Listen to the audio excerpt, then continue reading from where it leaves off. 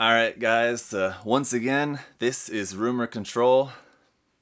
Here are the facts. As some of you may have seen online, recently we announced that myself, Tim, as in Child of Mecha, and Joel, True Gunpla, all three of us were scheduled to be guests at New Type's Buildcon this November. All three of us canceled.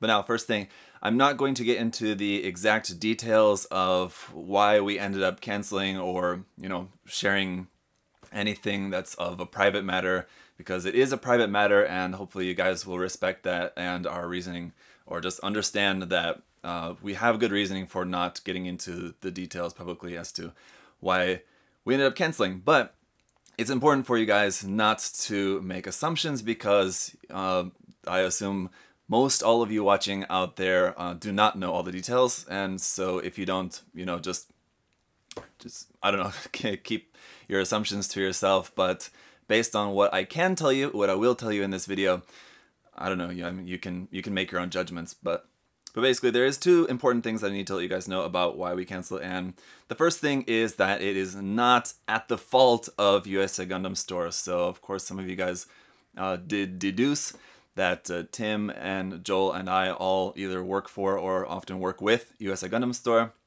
That is not the fault. The fault is not on Adam, the owner of USA Gundam Store. So I just want to make that very clear to you guys.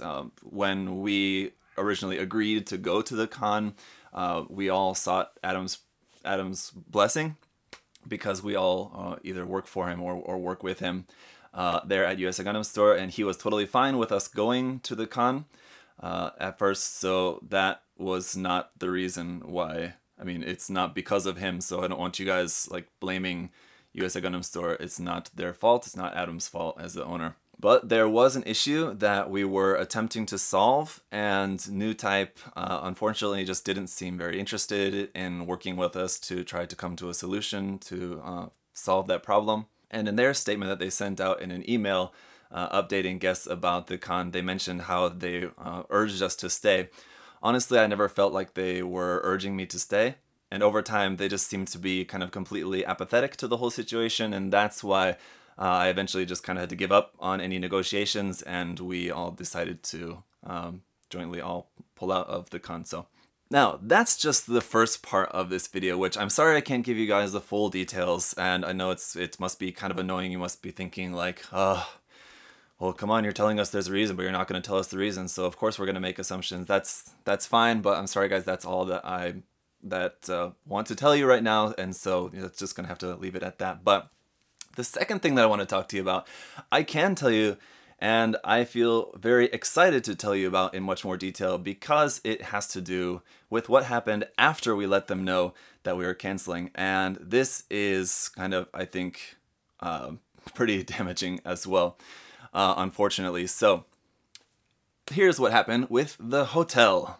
So when we let them know that we were going to be canceling the event, we had to refund them the money for the flight, or for the cancellation fees for the flight, of course. Another thing that they requested from us was that we repay back for the hotel reservations as well. And now here is where it got kind of strange, because first of all, my hotel was originally reserved back in the end of June, when I was first in talks with the person there at New Type. I don't want to say their name, I'll just say Spider-Man there. And so I was in talks with Spider-Man, making plans about joining the con and everything, and getting the flight and hotel reservation and everything. And at that time, I got a hotel booking reservation email sent to me, which strangely I can't find. I don't know. I must have accidentally deleted it. It's not this kind of thing that I would delete. I would have obviously kept something like that, but for some reason I can't find it. So that original booking email confirmation email that I got back at the end of June is magically gone. I don't know, but pretty sure I would have noticed if it was for 3 nights instead of 2, because I'm only going to be at the con for 2 nights. I'm flying in on Saturday morning and then staying Saturday night, Sunday night, and then I'm flying out on Monday. So in my conversation, planning that, I let them know that even though I was arriving Saturday morning, I was fine to go straight to the con as long as there was some place at the convention to just leave my bag. Then I would be fine. I didn't need to like go to the hotel to take a shower or rest or whatever, because I was going to be arriving at like, my flight landed at 9:30 in the morning. So, you know, by the time I get to the con, it's kind of like time to get things going anyway. So I was fine with going straight to the con,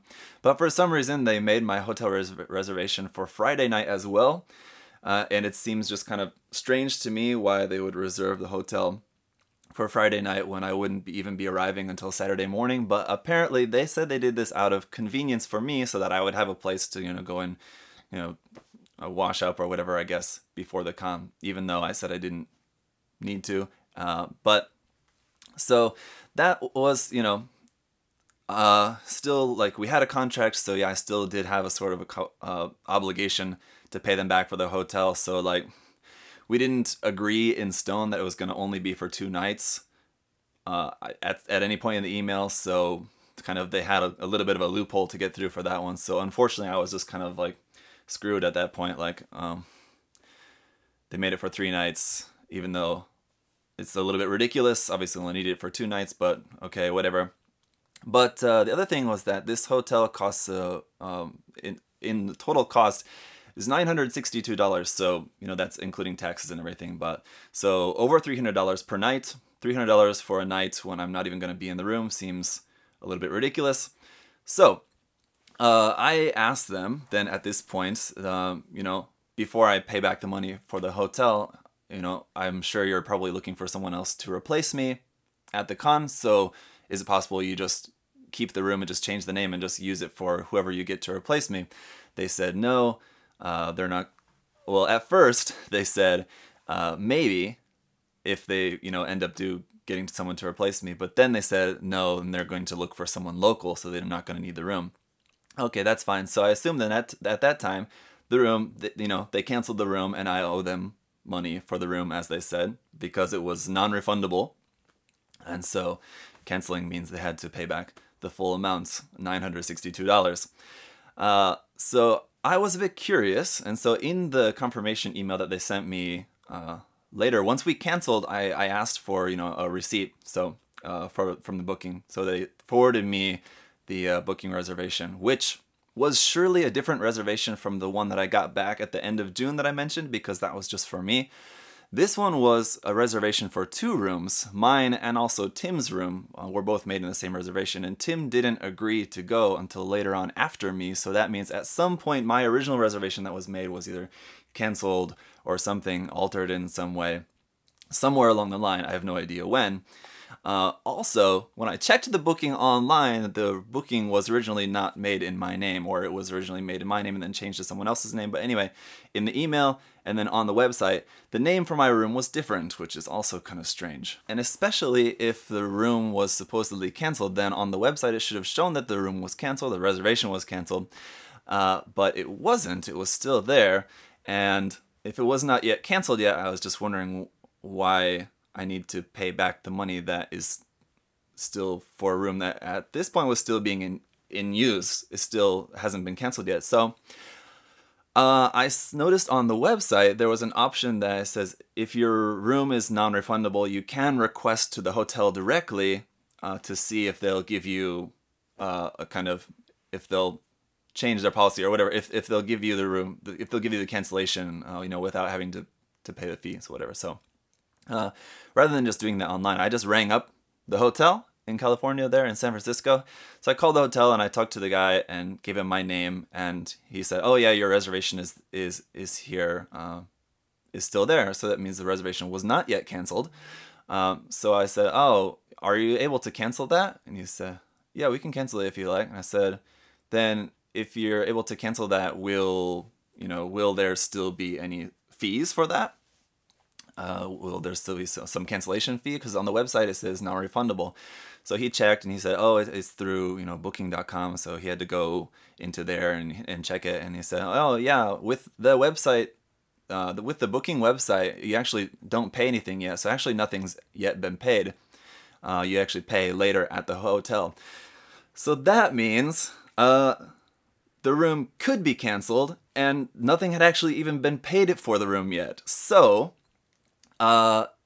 me having to pay back the $962 was for nothing. So that was a little bit, you know, a little bit of a rush of emotions, because I felt good that I had solved the problem, but I wasn't really too happy about that, as you might understand. So I let the guy know at the hotel, yeah, please cancel that. And so when I then mentioned that then to NewType, that I had talked to the hotel and they said that nothing had been paid yet and the rooms could be canceled, they said, oh, we have to check with the booking website, because according to the booking website it can't be canceled, so we'll have to call them or something like that. And then later on they're like, oh yeah, okay, you're right, basically. So that's the end of that story. Luckily, saved the money, didn't have to pay that, but that's the situation at the moment. So we're not going, and basically feel like they tried scamming me out of almost $1,000 essentially. And so it's pretty unfortunate situation, because here's the thing, I really wanted to go to the con, and I was really hoping for the con to, you know, be a lot of fun, and I was going to be able to meet up with the guys, True Gunpla and Tim, and then other people as well. I was looking forward to meeting up with Tex was originally supposed to go, and Dennis, Kurosama, other people there too as well. I was looking forward to meeting up with them, and just of course all the fans, everyone else going as well in attendance and doing everything there. I was looking forward to it, and it's just it's a shame what happened, because the issue I think could have been solved so easily, and it's just a shame that NewType wasn't willing to try to fix the situation, which caused us to have to cancel anyway. And then on top of that, to try to scam us out of money for the hotel room as well. So it's really a shame, but I want you guys all in the United States, and especially those of you who were planning on going to the con, especially to see me. Now, I'm not going to tell you guys, oh, don't go to the con. You know, if you still want to go to the con, by all means go and have fun. I think the reason why I wanted to go is for the community. The reason why Adam at USA Gundam Store was willing to let his employees go there to a quote-unquote rival, or at least a competitor's show, was because Adam also believes it's good for the community, so he was fine with letting us go there. We all just wanted to go, just have a good community event, and yeah, just want to let you guys know that it's just a shame, and I'm really sorry that I can't go to the event and hang out there with you guys. But in the future, there'll be plenty of opportunities to visit other cons and things and other events there. So, you know, if you're in the United States and want to hang out at a con at some point in the future, I'm sure there'll be plenty of chances. So I'm looking forward to that later on. But for the time being, that's the state of the situation, what has happened thus far. I don't really expect anything too much else to happen on that. I think it's kind of done as far as my involvement with that. But to everyone else who is going, I wish you guys to have a good time. To the other